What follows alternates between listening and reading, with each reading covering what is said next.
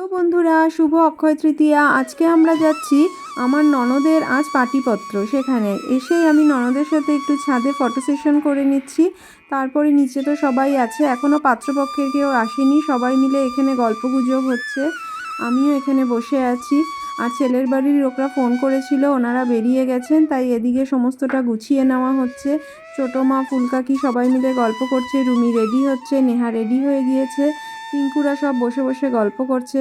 আমিও একটু photo session করছি। আর বারবি এদিকে চলে এসেছে। তারপরে সমস্তটা এখন জোগাড়ের পালা। জোগাড় হয়ে গিয়েছে, ছোটো মাসি এদিকে রেডি করে নিয়েছে। সকালেই কাকিমণি হলুদ সিঁদুর সব বেটে রেখেছিল। তারপরেই এখন চলে এসেছে পাত্রপক্ষ। এই সময়টা তো খুব আনন্দের, তো চলো এনজয় করি। পাত্রপক্ষের সবাই আসার পরেই তো আমরা তাদেরকে স্বাগত জানিয়ে নিলাম।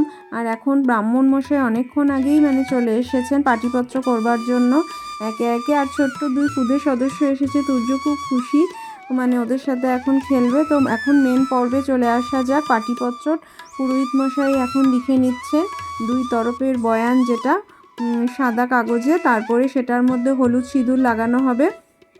তারপরে সমস্ত বাড়ির দুপক্ষে সবাইকে দিয়ে এখন সই করানো হচ্ছে। আমরা এদিকে চা মিষ্টির আয়োজন করে নিয়েছি।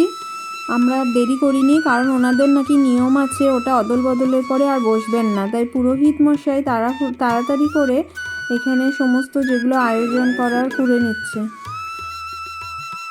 এদিকে নিয়ে চলে এসেছে মিষ্টির প্লেট। খুব আনন্দ হলো আজকের দিনটা, সবাই মিলে আনন্দের সঙ্গে সমস্তটা যেমন আয়োজন হয়েছে তেমনি উৎসবের সঙ্গে কাটালাম। তারপরে কাকিমণি আর পাত্রের মা মিলে অদল বদল করে নিলেন।